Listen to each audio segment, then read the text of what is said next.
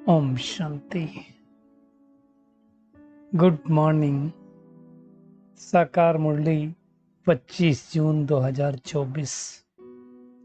बाबा का मीठा मीठा लेटर हम मीठे मीठे बच्चों के मीठे मंथन के लिए। मंथन शुरू करने से पहले पवित्रता के सागर शिव बाबा की पवित्र किरणों के नीचे बैठ जाते हैं और अनुभव करते हैं कि मैं पवित्र स्वरूप आत्मा हूं, पवित्रता के सागर की संतान हूं। आज की साकार मुरली बाबा फिर से पहला पाठ पक्का कर रहा है। पहला पाठ ही अंतिम पाठ में विजय दिलवाएगा। उस दिन जैसे बाबा ने कहा था, पहला पाठ है विधि कि मैं आत्मा हूं और नष्टो मोहा है सिद्धि। अंतिम पाठ तो विधि से हमें सिद्धि प्राप्त करनी है। तो आज बाबा हमें इसकी गहराई में लेकर के जा रहा है कि इस बात को हम अच्छी तरह से समझें कि मैं आत्मा हूं, इस शरीर नहीं हूं, शरीर को चलाने वाली है ना। तो इसकी गहराई में हम जाएंगे। दूसरा, कर्मातीत अवस्था के बारे में आज बाबा ने कहा। कर्मातीत बनने के लिए क्या करना पड़ेगा और कर्मातीत हम हो गए हैं उसकी पहचान क्या है, उसके बारे में भी बाबा ने बताया है ना? आत्मा क्या क्या कर्म करती है उसके बारे में आज बाबा ने हम जैसे ऑफिस वालों को भी पकड़ा है कि कैसे ऑफिस में कर्म करते करते बाबा को हम याद कर सकते हैं।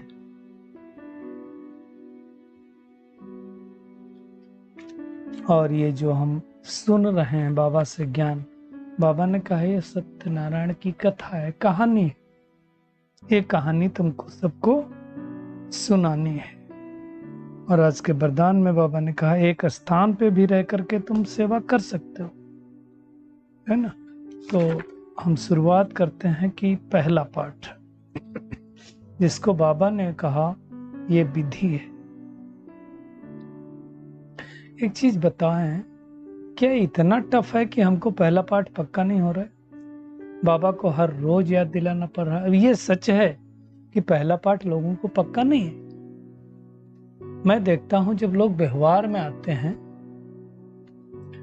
तो बच्चों से बात करेंगे अलग, बड़ों से बात करेंगे अलग, छोटे आदमी से बात करेंगे अलग, बड़े आदमी से बात करेंगे अलग।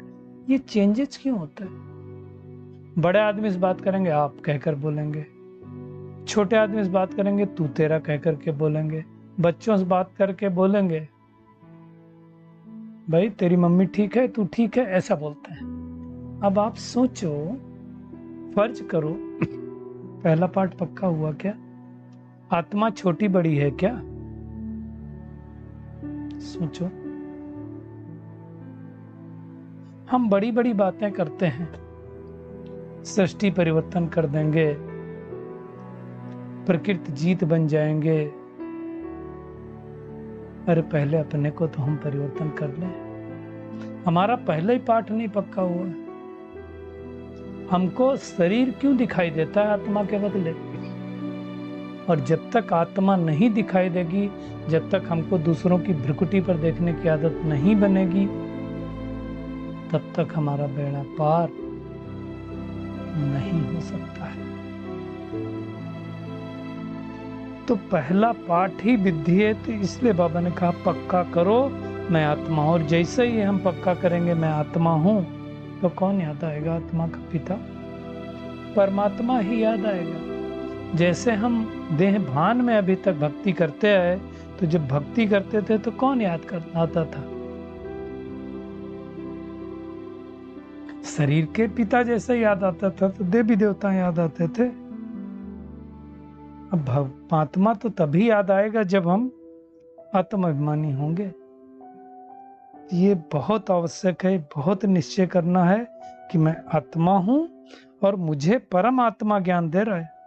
मैं आत्मा ही इन कानों द्वारा सुन रही हूं। आत्मा ही तो सब कर्म करती है, बोलना, खाना, पीना, सुनना। सुनती भी कौन है? आत्मा ही सुनती है ना। आत्मा शरीर द्वारा सुनती है और परमात्मा शरीर द्वारा ही सुनाते हैं। अब होता क्या है कि हमें घड़ी घड़ी जैसे आत्मा भूल जाती, शरीर याद आ जाता है। अच्छे बुरे संस्कार भी कहाँ होते हैं? आत्मा में। बाबा ने आज कहा शराब को याद किया, शराब पीना, छी बात करना, सिगरेट पीना, गुटखा खाना। आज तो भाई तो देख देख करके तंग हो रहे हैं। कई बार मुझे बड़ा तरस आता है। लोग कहेंगे कि गरीबी है गरीबी, लेकिन आप देखो मेजॉरिटी खाते हैं और बड़े लोग भी खाते हैं, लेकिन मेजॉरिटी जो लेबर तबके का लोग हैं, सबके पास पुड़िया मिलेगी आपको। क्यों? आत्मा कमजोर है। आत्मा कमजोर है तब तो उसके वो कर्म करने पड़ रहे हैं। आत्मा के अंदर वो शक्ति नहीं, वो पावर नहीं है। और आत्मा जब कमजोर होती है तो छी कर्म करती है। धूम्रपान करना कमजोरी की निशानी है, शक्ति की निशानी नहीं है। बाबा ने आज ये भी कहा, मैं तुम बच्चों को इस ज्ञान सहित ले जाता हूं। मतलब क्या हुआ? ज्ञान आत्मा में धारण करेंगे, आत्मा सतो प्रधान बनेगी, बाबा ले जाएगा, फिर ये ज्ञान भूल जाएगा हमको, फिर याद नहीं रहेगा। याद रहे तो और गड़बड़ हो जाए, फिर हम उस ज्ञान की प्रलब्ध सत्य में लेते हैं। दूसरा आज बाबा ने शब्द यूज किया कर्मातीत। तो क्या करें हम कर्मातीत अवस्था बनने के लिए? उसके लिए एक ही काम बाबा ने आज करने के लिए बोला कि याद के बल से अपनी कर्मेंद्रियों को बस में करने की मेहनत करो। बस निरंतर अभ्यास करो। मैं आत्मा परमपिता परमात्मा बाप की, निराकार बाप की संतान हूं। सब कर्मेंद्रियां निर्विकारी बन जाएं। ये है जबरदस्त मेहनत। तो ये जबरदस्त मेहनत हम सबको करनी है। जितना कर्मातीत अवस्था के समीप आते जाएंगे, उतना अंग अंग शीतल सुगंधित होते जाएंगे। देखो क्या कहा बाबा ने। मतलब क्या होगा? हमारे द्वारा वो प्रकंपन लोगों को मिलेंगे, आपकी तरफ आत्माएं खींचती हुई चली आएंगी, अपने आप खींच के आएंगी। और जब आत्माएं आपकी तरफ खींचने लगे तो आप समझ लें आप धीरे धीरे कर्मातीत अवस्था की ओर बढ़ रहे हैं। जितना आपके पास लोग आने लगे, जितना आपसे सलाह लेने लगे, जितना आपका सानिध्य पसंद करने लगे, जितना लोग आपकी बातों को अच्छा मानने लगे, उतना आप कर्मेंद्रियां शीतल हो गई और आप कर्मातीत के पास पहुंच गए। मतलब क्या होगा? ऐसी आत्माओं से विकारी बॉस निकल जाएगी। उनके पास काम, क्रोध, लोभ, मोह, अहंकार, ईर्ष्या, द्वेष, नफरत, आलस्य, अबलापन नहीं होगा।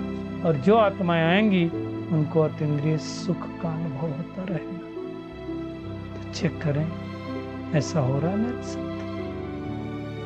नहीं हो रहा है तो हमें फिर से मेहनत करनी है।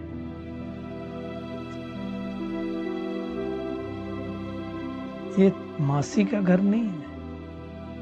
अपने आप को आत्माभिमानी बनाना ये बड़ी मेहनत का काम है।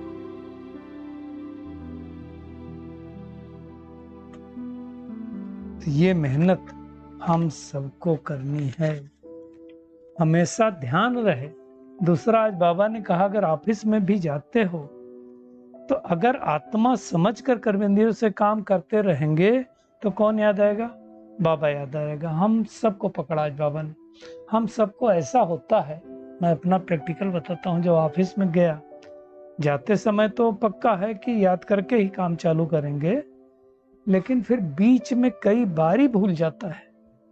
बाबा ने कहा काम करने से पहले बाबा को याद करते रहेंगे, अपने को आत्मा समझेंगे तो परमात्मा याद करेगा। ये मेहनत है ना। सदैव तो कोई याद नहीं कर सकता। अगर ये कोई कहे कि मैं सदैव याद करता हूं तो बाबा नहीं मानता है, क्योंकि सदा तो कोई याद न करेगा। और सदा याद करे तो कर्मातीत फिर फटाफट हो जाएगा, है ना। इतनी जल्दी तो कोई कर्मातीत बनता नहीं है। तो ये मेहनत करनी है सबको। फिर कर्मेंद्रियां शीतल हो जाएंगी, बस में हो जाएंगी।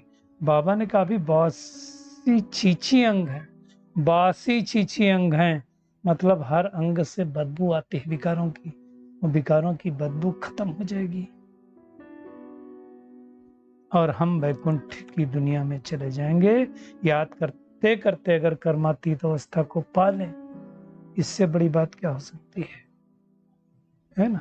बाबा ने कहा अंग अंग सुगंधित हो जाएंगे। सोचो हमारे अंग अंग से खुशबू निकल रही है और लोग आकर्षित होकर के आ रहे हैं। वाह, कितनी श्रेष्ठ स्थिति होगी। लेकिन ये स्थिति कब बनेगी? जब बाबा को याद करेंगे। याद करेंगे तो विकर्म विनाश होंगे। आज बाबा ने कहा मेरे जो भक्त हैं, गीता पाठी हैं, श्री कृष्ण के पुजारी हैं, उनको भी समझो कि तुम शिव की पूजा करते हो, फिर सर्वव्यापी क्यों कहते हो? ग्लानि करते हुए मंदिरों में रोज जाते हैं ना, तो समझाओ उनको। ये भी पूछो शिव का मंदिर ऊपर क्यों बनाया जाता है? आप देखो बद्रीनाथ, अमरनाथ, केदारनाथ, ये सब शिव के मंदिर में सब ऊपर पहाड़ों पर बनाए। क्यों? क्योंकि शिव बाबा ऊंचे से ऊंचे धाम पर रहता है, वहां से आकर के हमें ज्ञान देता है। गुरु शिखर भी ऊंचा बनाया है, माउंट आबू में है। फिर बाबा ने आज ये भी समझाया कि तुम कथा भी सत्यनारायण की सुनते हो। अब तो पास्ट हो गया, सत्यनारायण पहले थे, अब तो है नहीं। आगे क्या हुआ? ये सारी सच्ची सच्ची कथा सबको सुनो। 5000 वर्ष की बात हम तुमको सुनाते हैं, है ना। 84 जन्मों की कहानी हम तुमको सुनाते हैं। इसे अच्छे से बताओ। एक्चुअली सत्यनारायण की जो पहले करते थे बहुत सारे भाई बहनों ने अपने घरों में, एक्चुअली ये करना चाहिए। जो भाई बहनें जिनके घर वाले ज्ञान में नहीं चलते ना, पड़ोसी ज्ञान में नहीं चलते, रिश्तेदार ज्ञान में नहीं चलते, उनको घर में कथा रखनी चाहिए। फिर ये सच्ची सच्ची सत्यनारायण की कथा उनको सुनानी चाहिए, बहनों के द्वारा, भाइयों के द्वारा। तो क्या होगा? परमात्मा का सत्य परिचय मिल जाएगा। पहले तो बहुत होता था, अभी पता नहीं। बाबा ने आज ये भी कहा कि शेरनी के दूध के लिए सोने का बर्तन चाहिए। कहते हैं दुनिया में कहावत है, शेरनी का दूध और कहीं किसी बर्तन में रखा जाएगा तो छेद हो जाएगा। मतलब इतना पावरफुल होता है वो। तो वो इस कहावत है। वास्तव में बाबा ने कहा कान तुम्हारे सोने के मिसल होने चाहिए, पत्थर के नहीं होने चाहिए, सोने मिसल होने चाहिए। मतलब जो निगेटिविटी, जो व्यर्थ फालतू बातें आती हैं वो कान में अंदर न जाए, है ना। क्या करना है उनको?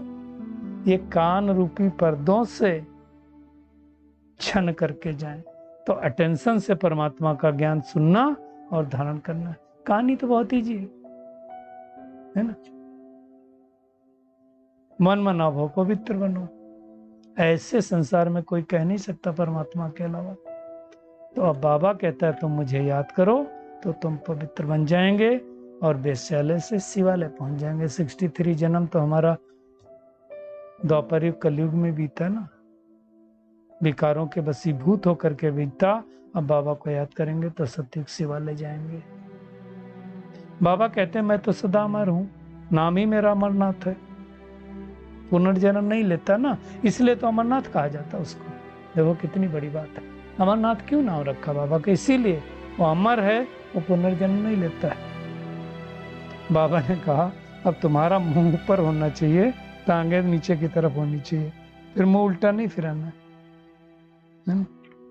उल्टा मुंह फिराया, कलयुग की दुनिया की तरफ देखा तो फिर उल्टा हो गया, उल्टा कर्म हो जाएगा। बाबा ने कहा पूरा पढ़ाई करनी है, अगर पूरा पढ़ाई नहीं करेंगे तो प्रजा में चले जाएंगे। प्रजा तो ऐसे ढेरों की ढेर बनती जाएगी।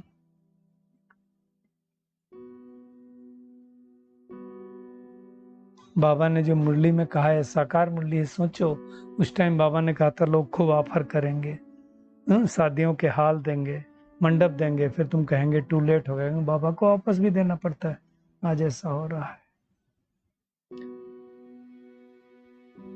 आज का बाबा का वरदान, एक स्थान पर रहते अनेक आत्माओं की सेवा करने वाले लाइट माइट संपन्न भव।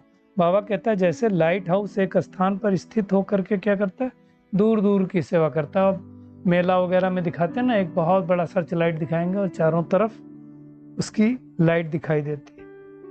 ऐसे ही बाबा ने कहा आप एक स्थान पर होते अनेकों की सेवार्थ निमित्त बन सकते हो।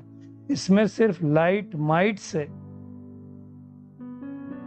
संपन्न बनने की आवश्यकता है। मन बुद्धि सदा व्यर्थ सोचने से मुक्त हो, मन बना भव के मंत्र का सहज स्वरूप हो, मनसा शुभ भावना श्रेष्ठ कामना श्रेष्ठ वृत्ति और श्रेष्ठ वाइब्रेशन से संपन्न हो। याद रहे, शुभ भावना हो, श्रेष्ठ कामना हो, श्रेष्ठ वृत्ति हो, श्रेष्ठ वाइब्रेशन हो, तो ये मनसा सेवा कर सकते, नहीं तो नहीं कर पाएंगे। स्लोगन है, अब आप ब्राह्मण आत्माएं माइट बनो और दूसरी आत्माओं को माइक बनाओ, मतलब आप शक्तिशाली बनो, बोलने का अवसर दूसरों को दो। तो आज का टेक होम क्या है, एक ही है, पहला पाठ पक्का करना है, मैं आत्मा हूँ, मैं आत्मा हूँ। ऑफिस में भी बाबा को याद करना है, भगवान ने जो सच्ची सच्ची सत्यनारायण कथा सुनाई वो सबको सुनानी है, धारण करनी है, कर्मातीत बनने का पुरुषार्थ करना है। कर्मातीत होंगे तो ये पहचान है, अंग अंग शीतल और सुगंधित होता चला जाएगा। लाइट हाउस बन करके एक स्थान से सबकी सेवा करनी है। अच्छा, शुक्रिया मीठे प्यारे बाप दादा, शुक्रिया आप सभी का इस मीठे मंथन के लिए। अच्छा, ओम शांति।